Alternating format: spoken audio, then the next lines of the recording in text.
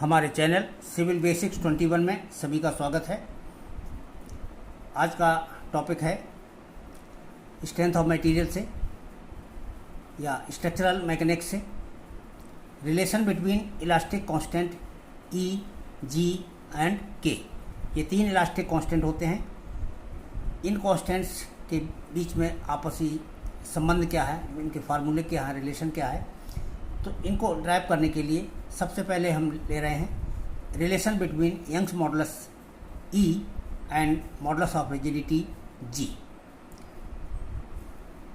तो पहले इस फिगर को देख लें, क्योंकि इसमें मॉडुलस ऑफ रिजिडिटी है, एक रेक्टेंगुलर लेमना का एक ये सरफेस है।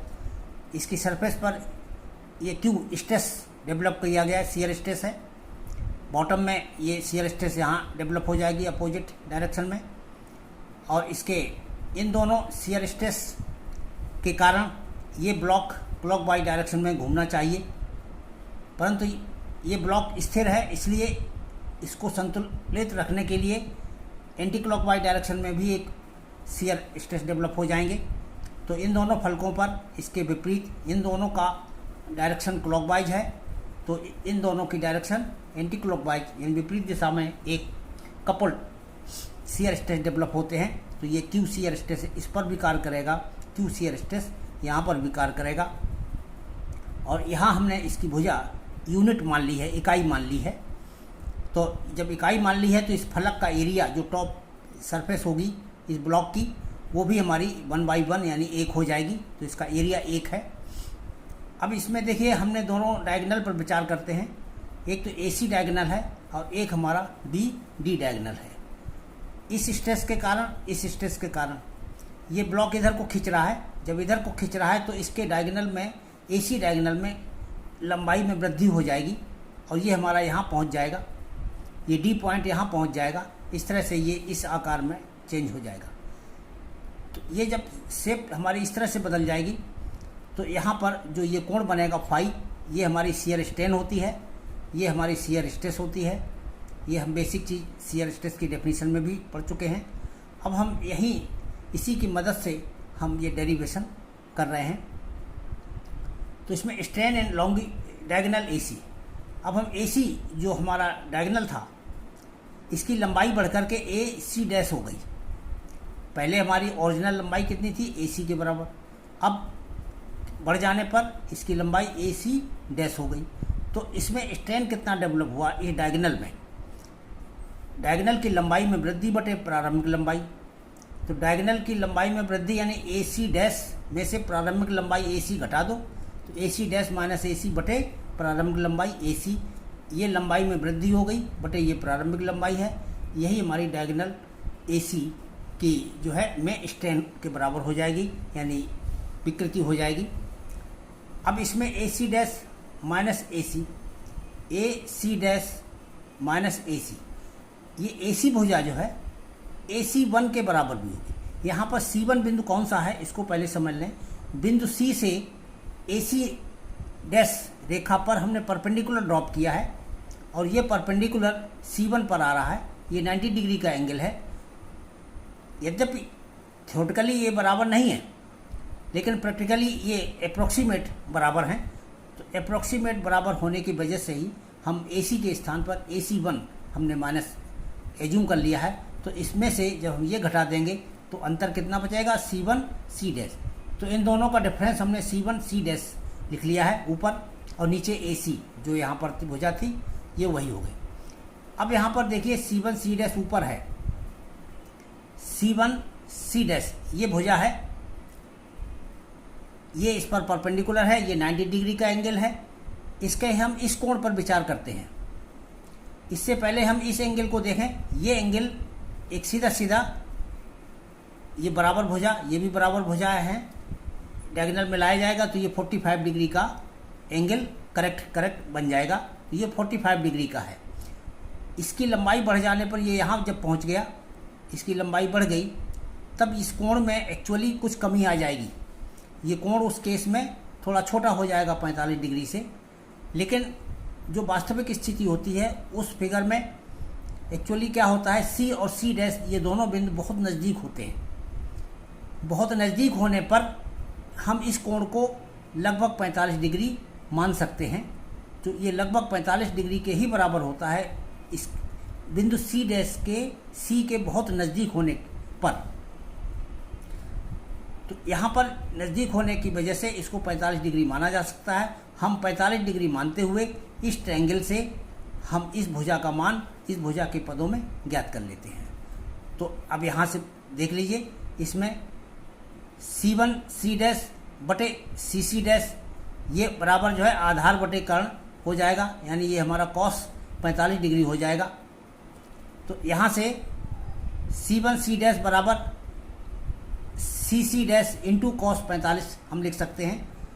तो CC dash cos 45 degree C1 C dash के स्थान पर हम लिख लिया। C1 C डैश के स्थान पर CC डैश कॉस 45 डिग्री हमने लिख लिया। अब नीचे था AC। इस AC को हम BC के पदों में नोट करेंगे। ये जो B से C तक है ये दूरी। अब इसमें हम इस ट्रायंगल को उठा लेते हैं।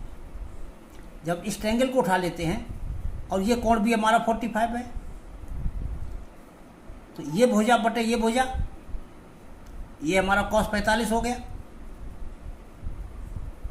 तो इसमें देख लीजिए BC, चाहे लिख भी लें, BC बटे AC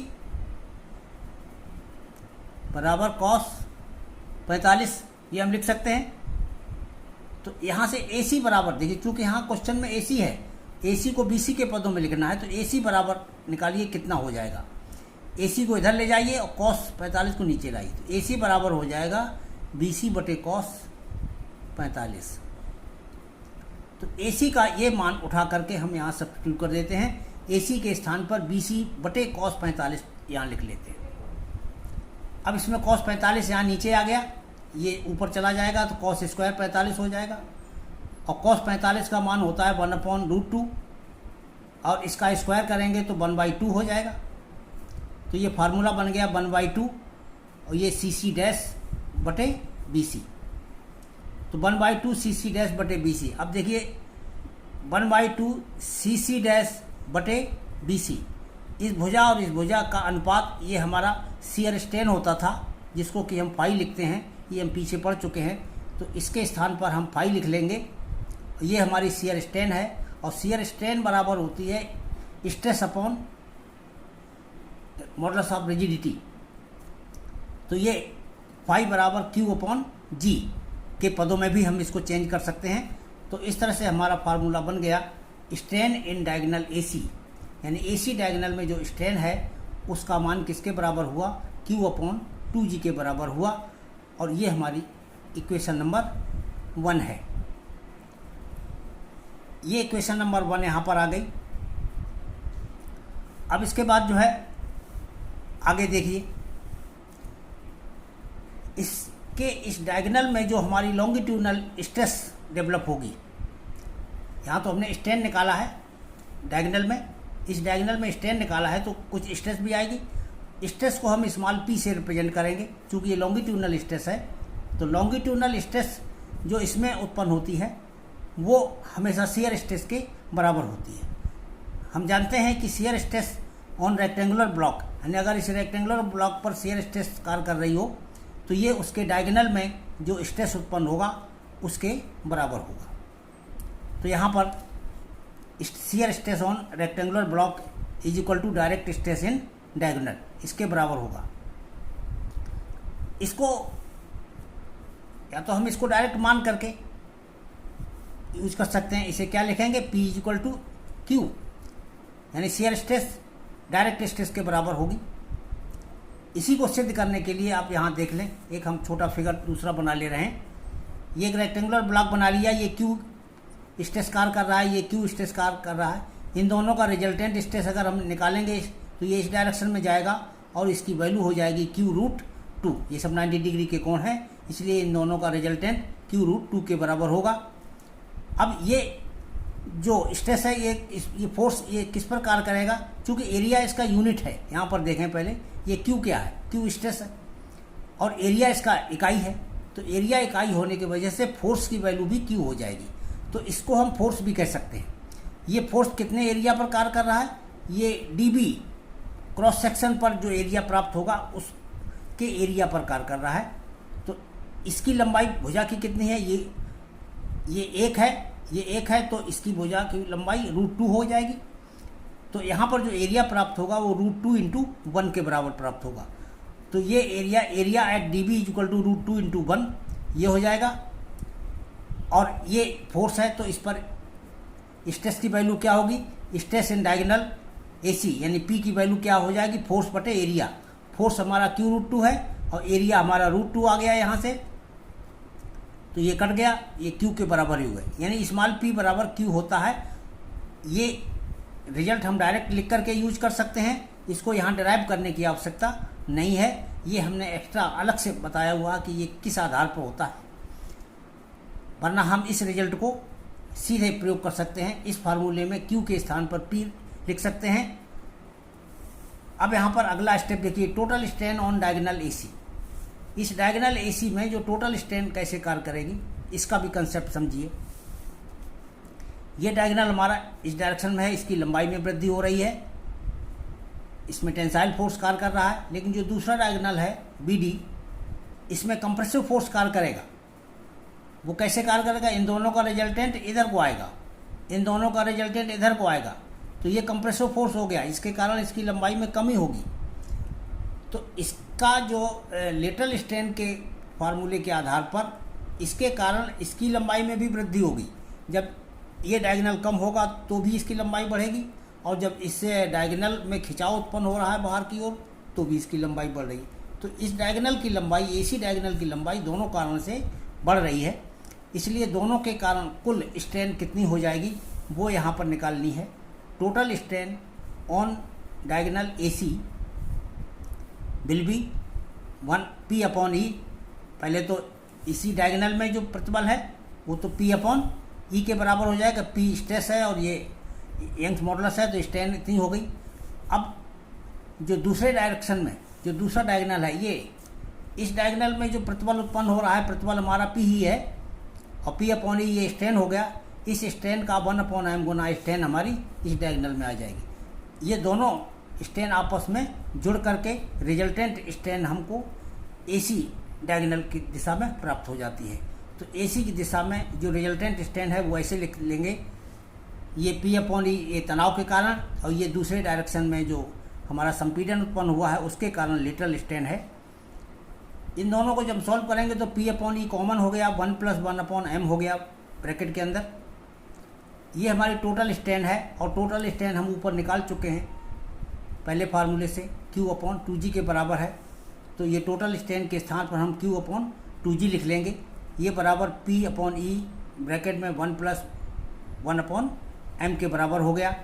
अब देखिए वो जो हमने रिजल्ट निकाला था कि P बराबर Q होता है, तो यहाँ पर हम Q के स्थान पर P लिख लेंगे, सब्स्टिट्यूट कर लेंगे।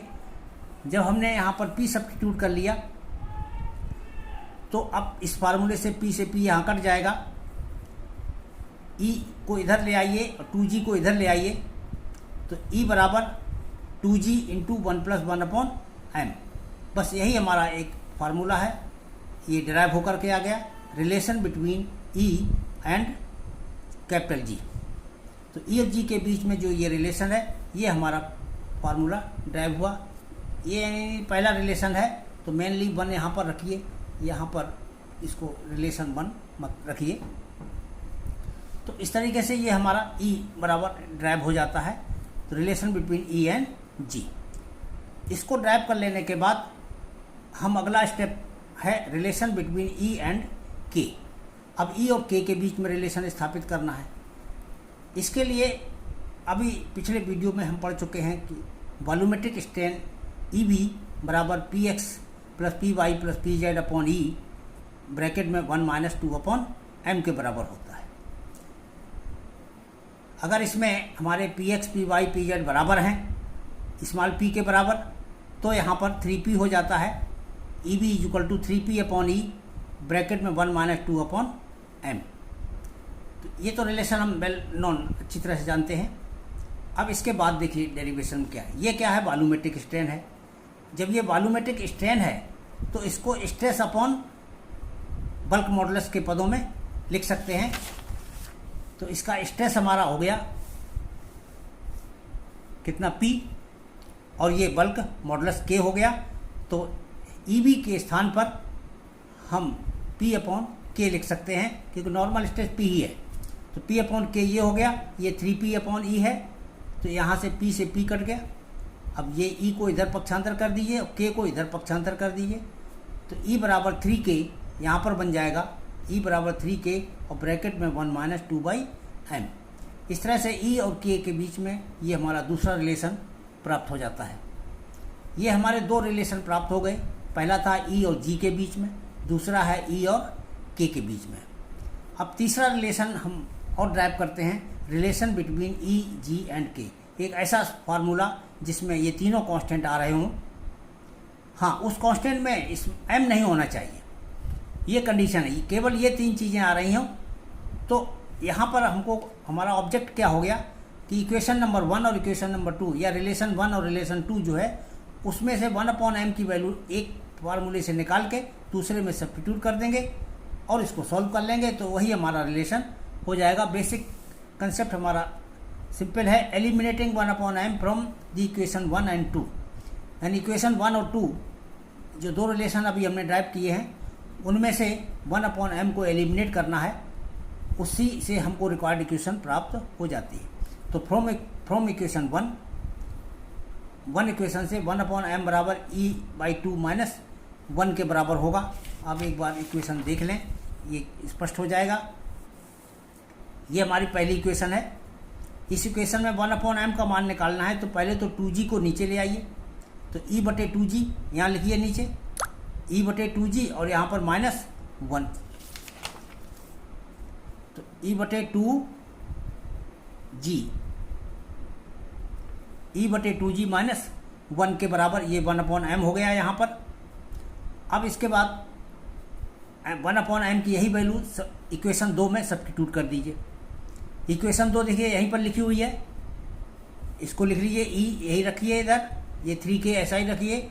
इस ब्रैकेट के अंदर 1 माइनस ये है 2/m है, तो 2 को अलग कर दीजिए। 2 × 1/m मान लीजिए इसको। तो 2 हमने अलग कर दिया और 1/m हो गया। 1/m का मान यही ऊपर से उठा के इसमें रख दिया। बस अब इस इक्वेशन में m नहीं है, केवल E है, K है और कैपिटल G है। इसको सॉल्व करेंगे थोड़ा सा, और थोड़ा सॉल्व करने के बाद हमें एक इक्वेशन ये प्राप्त हो जाएगी, E बराबर 9kg/3k + G। हम इस फार्मूले को डायरेक्ट भी याद रख सकते हैं, और डेरिवेशन करना चाहें तो डेरिवेशन हम एक बार प्रैक्टिस करके निकाल लेते हैं, क्योंकि कंसेप्ट केवल याद होना चाहिए, बाकी फिर डेरिवेशन तो अपने आप। मेन चीज़ है कि ये कैसे ज्ञात होता है, किस सिद्धांत पर निकलता है, वो चीज़ आपको कंठस्थ होनी चाहिए। डेरिवेशन के स्टेप नहीं कंठस्थ होने चाहिए। तो इस तरह से ये हमारा इलास्टिक कांस्टेंट के बीच में ये डेरिवेशन जो है कंप्लीट होता है। Thank you, wait for next video.